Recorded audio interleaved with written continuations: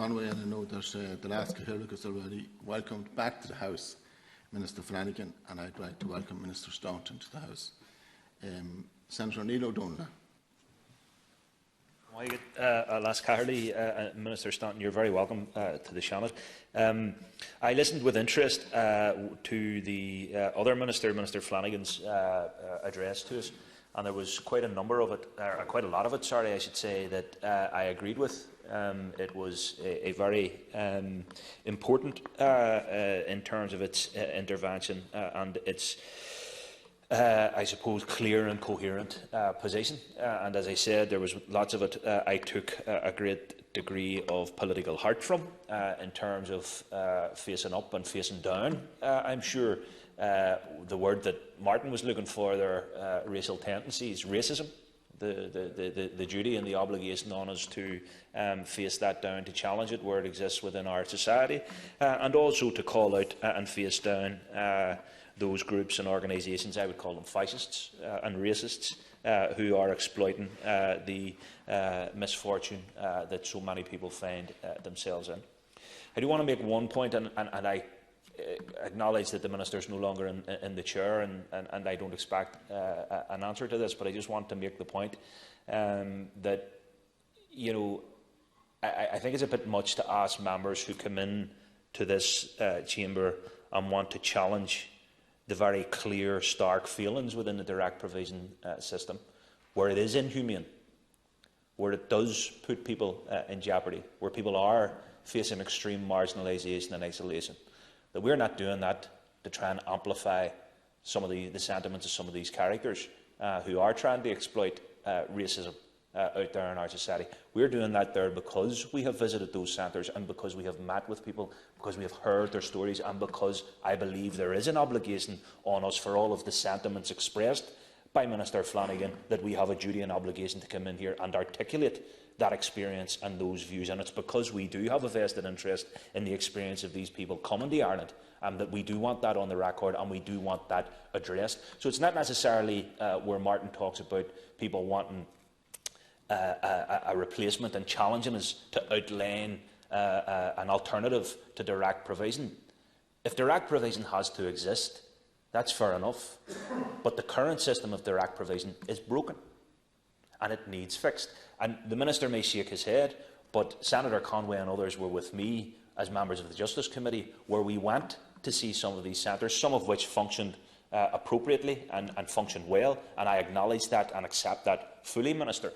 But there were also examples where some of these centres and people in them were suffering terribly, suffering disproportionately. So, of course, the system is broken when there is this stark, obvious imbalance between the type of care and the standard of care that's provided between one centre and the other, and there is fluctuation and variation across this state.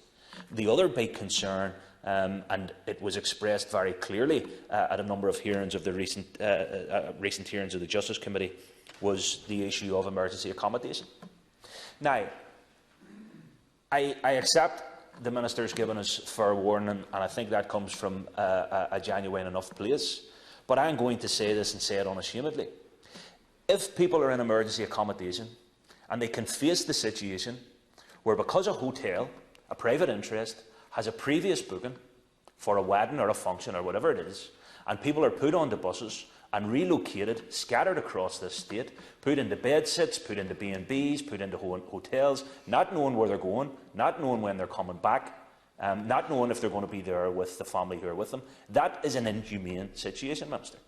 And I'm not saying that to take a pot shot at you or Minister Staunton or anyone else. That is simply a fact of life. So I think it is incumbent upon the Ministers and indeed the Department not to be defensive around this, that if you're going to throw down a challenge to us, that's fair enough, that's right, that's legitimate, then we are equally here to throw a challenge down to you as well. The scariest thing for me was that when I asked the Deputy Secretary-General of the Department at the Justice Committee, because they told me direct provision standards, they couldn't impose them on emergency accommodation situations, I asked the Deputy Director-General, could that situation happen again? And they had to concede that it could. So that indicates to me a system that is broken. And I'm not saying that, to take any great delight in it or to have a party political point-scoring exercise against Fine Gael. That's what we're here to talk about. That's what we asked for a number of weeks ago. We asked for a debate on this issue. So if we're going to have the debate, let's have it in its fullest and most open context. Minister, the direct provision system is 20 years old. To say its 20 years history has been controversial would be an understatement. At all times when we're dealing with the issue of direct provision, we have to remember that we're dealing with human beings who in many instances are very vulnerable and who in many cases are already fleeing persecution, who have been uprooted from their country, from their families, from their communities, from a familiar if difficult way of life, and are in shock about the circumstances of their lives. They are facing an uncertain future in a strange country and in many cases can't even speak English. And if it's very difficult for adults to manage the circumstances they face as asylum seekers, and it is, how much more difficult is it for their children to manage the upheaval in their lives? Let compassion and concern be the governing considerations as we reflect on the last 20 years and plan for the next period in terms of providing assistance for asylum seekers and refugees. And I would particularly like to remind those people on the streets protesting about accommodating asylum seekers that their protest behaviour and attitude is adding to the stress and difficulties these vulnerable people are already experiencing. Racism and indeed fascism has no place in Irish society or on the streets of Ireland.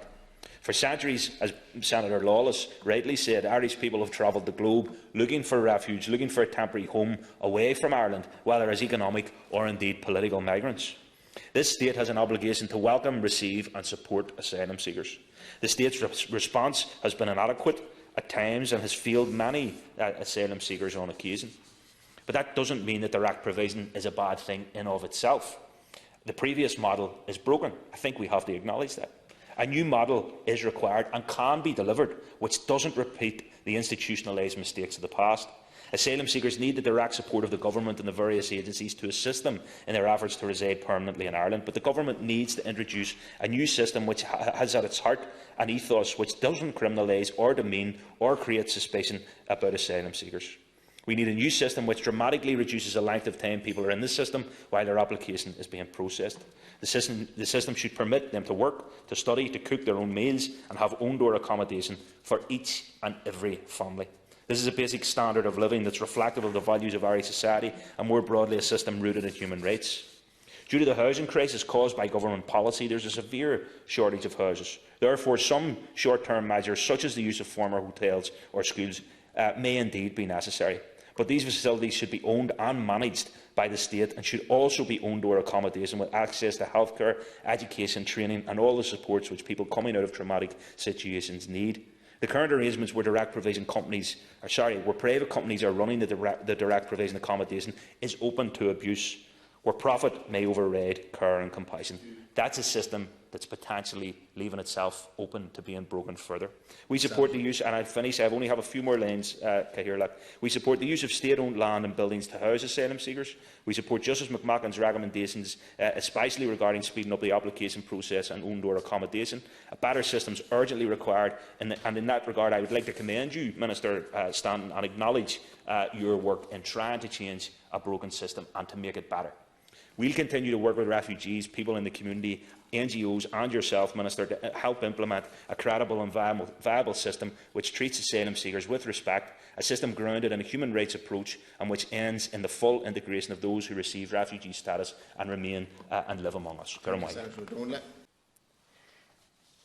And I say, when people use extreme language like it's inhumane, they are giving ammunition to those far-right agitators who are using that then to block asylum seekers from accessing appropriate accommodation under the guise of concern. And I would absolutely defend the right of anybody to come in here and to question, hold government to account, hold ministers to account. Definitely, absolutely correct. But I think we can point to where the system needs to be improved, and we're all working in that. I think we're all adding on that. But I would say let's be careful of the language we use. Well, the majority of my points were directed at private profiteers, not at you. I acknowledge your work. Given what happened to my own party colleague over the last number of weeks and the stand that we have taken, it certainly wasn't my intention. Please, I never mentioned. I can't make exceptions for anybody. Never did. If you want to raise I resent the implication, Chair, to be honest. If you wish to raise a point of order, you're welcome to do so. Can I understand interrupt the Minister? That calls being made by some, and can I refer to Senator Doran when he did say that it's wrong for people to be moved without notice from one centre to another one hotel. That's wrong, and I've asked that not happen. I've instructed that should not happen. I think it happened once or twice. I don't want it happening anymore. Well, I've given that instruction that that will be done. Okay. No, we are prioritising families, especially